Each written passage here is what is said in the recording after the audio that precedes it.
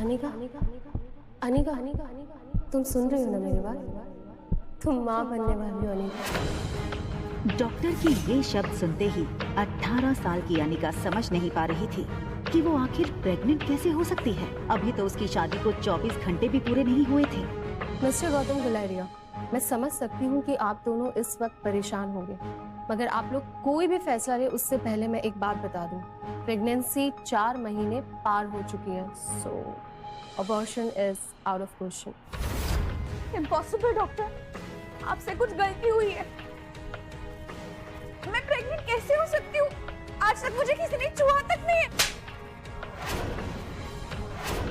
इसका जवाब डॉक्टर को नहीं, तुम्हें देना है, बेशर्म।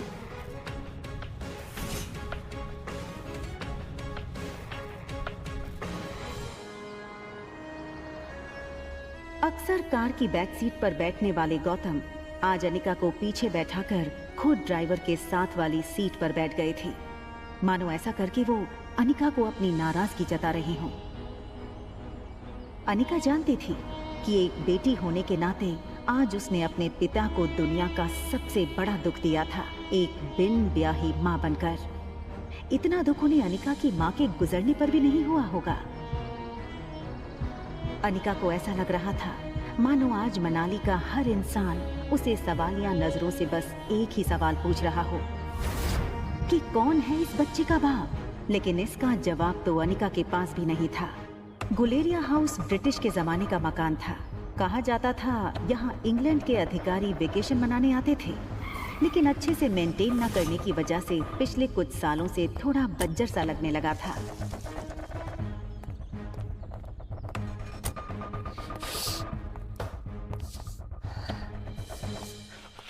अनिका कमजोर शरीर और भारी कदमों से गौतम के पीछे पीछे घर में दाखिल हुई। बिन माँ की पली बड़ी अनिका को आज सबसे ज्यादा जरूरत थी तो उसके पापा के इमोशनल सपोर्ट की। मुश्किल से एक मौका मिला था हमें हमारी जिंदगी फिर से बेहतर बनाने का। नसीब वाली थी तुम जो तुम्हारी डोगरा खानदान के इकलौते वारिस कुणाल डोगरा से शादी हुई थी। You know, कितने पावरफुल लोग हैं। मनाली का सबसे पावरफुल खानदान डोगराज। हमारे सारे कर्ज, पेंडिंग कोर्ट केस, हमारी हर तकलीफ से हमें बाहर निकाला था उन लोगों। लेकिन शादी के 24 घंटे में ही तुमने हमारी जिंदगी वापस से जहन्नुम बना दी। उन लोगों को अगर तुम्हारे इस कारनामे के बारे में पता चलेगा तो पता नहीं क्या होगा। और तुम्हारी छोटी बहन कामिनी, उससे कौन शादी करेगा? भले ही वो तुम्हारी सौतेली बहन हो, लेकिन तुम्हारे इस कारनामे की वजह से उसकी भी तो बदनामी होगी।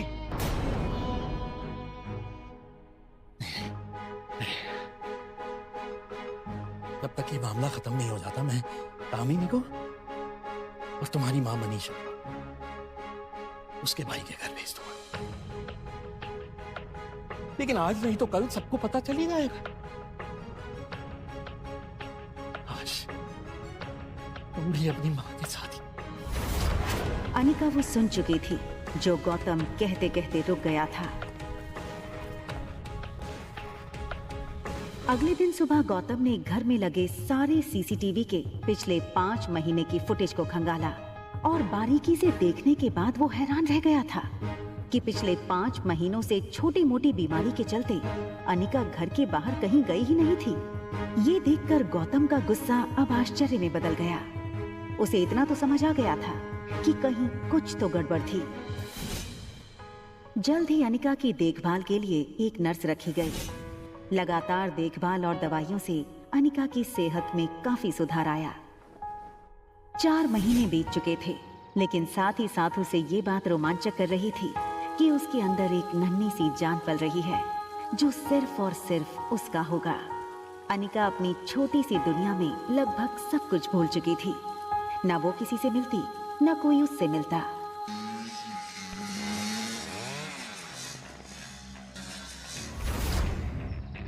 अनिका ने जैसे ही लड़की को देखा, उसकी धड़कन मानो डर और टेंशन से तेज हो गई। ये लड़का और कोई नहीं बल्कि अनिका का पति कुणाल डोगरा था।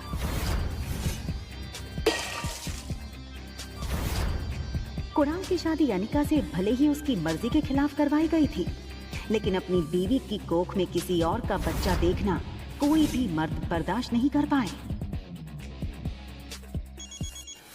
कुणाल शादी के मंडप से सीधे दिल्ली अपने कॉलेज की पढ़ाई करने चला गया था और वहीं पहुंचकर शादी के दूसरे दिन उसे अनिका की प्रेगनेंसी की खबर मिली थी। अरे कुणाल बेटा, आज अचानक से तुमने फोन किया कि तुम्हारे कॉलेज की तुम्हारी छुट्टियां शुरू हो गई क्या? कमाल है, 4 महीने के बाद मैं घर आना, अपने दामाद को इस तरीके से वेलकम करेंगे। और वैसे भी बहुत कुछ बदल गया है अब यहाँ पे।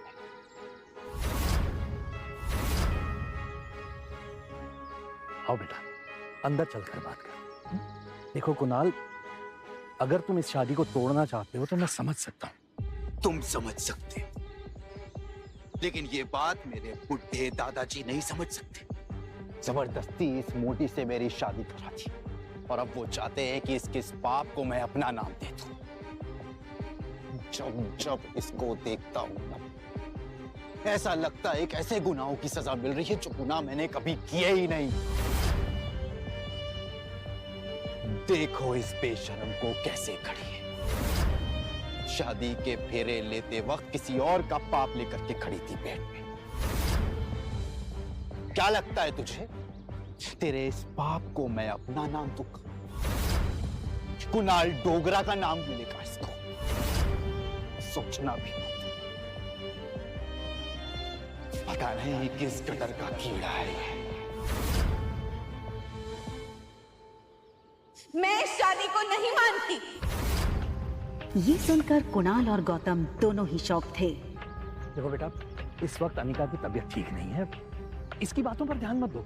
और रहा सवाल इस बच्चे का, तो उसके पैदा होते ही उसे अनिका से हमेशा के लिए दूर कर दिया जाएगा, मेरा यकीन कर।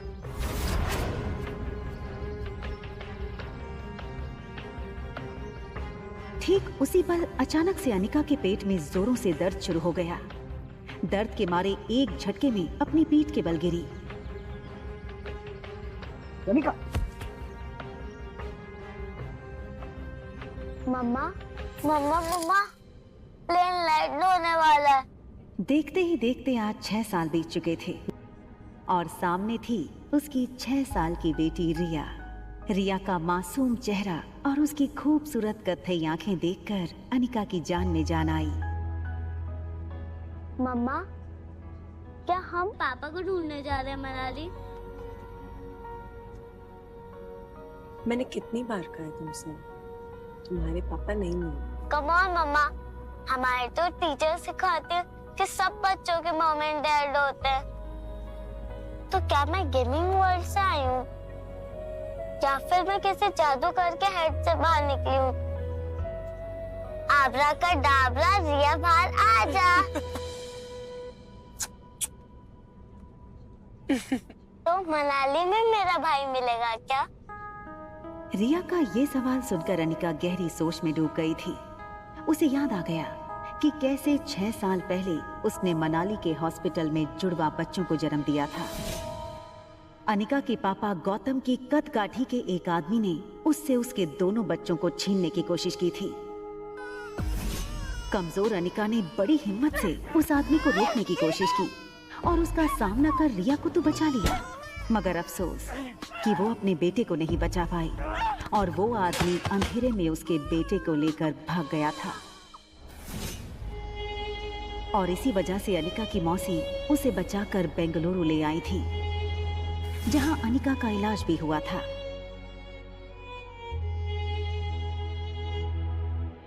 हालांकि इन 6 सालों में अनिका पूरी तरह से बदल चुकी थी।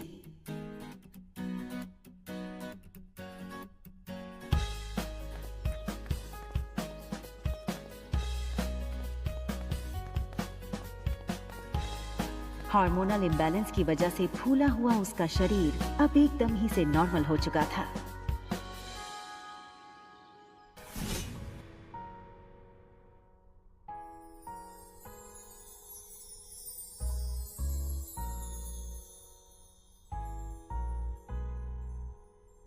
कितनी खूबसूरत लग रही हो तुम। मनाली में तो लोगों के होश उड़ जाएंगे।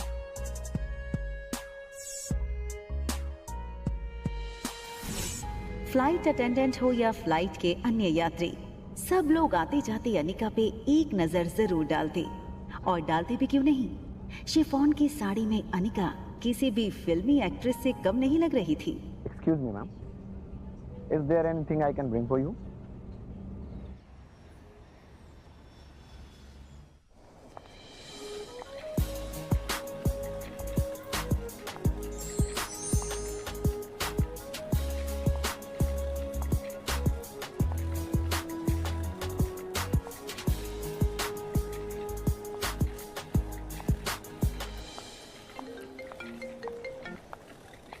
हेलो पा। कुणाल तुम्हें लेने एयरपोर्ट आ रहा है, तुम उसके साथ सीधा घर आना।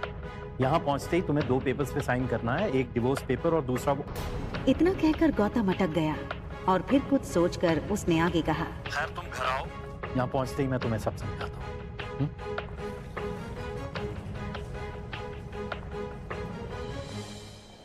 इन 6 सालों में कुणाल भी काफी बदल चुका था। अब वो एक कॉलेज स्टूडेंट नहीं रहा था, बल्कि एक बिजनेसमैन था।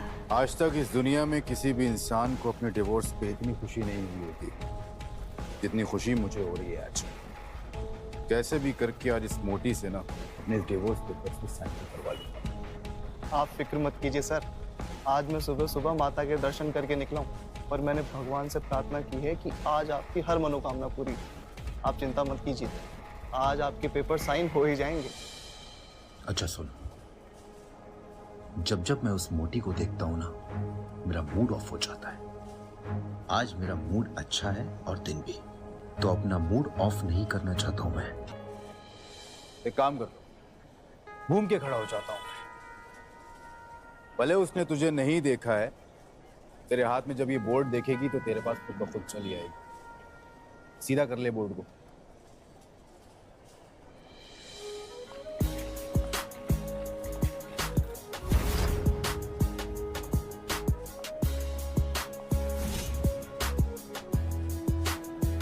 कुणाल ने एयरपोर्ट से बाहर आते हुए एक लड़की को देखा और फिर देखता ही रह गया। कुणाल बिना वक्त गवाए इस लड़की के सामने आकर खड़ा हो गया। अनिका एक पल के लिए सहम गई और उसे लगा कि पहले की तरह कहीं कुणाल उसकी फिर से इंसल्ट ना कर दे, और इसीलिए अनिका सीधे कुणाल को थप्पड़ जड़ देना चाहती थी, मगर वो अपनी बेटी रिया के सामने कोई तमाशा नहीं करना चाहती थी। Hi miss gorgeous. अब लगता है मनाली में आप पहली बार आई हैं, क्योंकि अगर आप पहले आई होती तो ये पॉसिबल नहीं कि आप मेरी नजर से अननोटिस होती। टैक्सी। टैक्सी की क्या जरूरत है? आप कहिए, जहां कहिए वहां मैं आपको ड्रॉप कर सकता हूँ अपनी कार से। इफ यू अरे ये छोटी सी गुड़िया को आना है। हाँ, लगता है ये आपकी छोटी बहन है।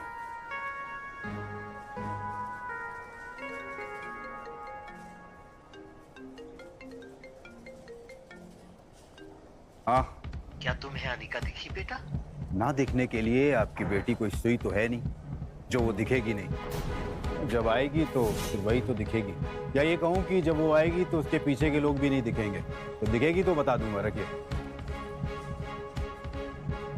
टैक्सी।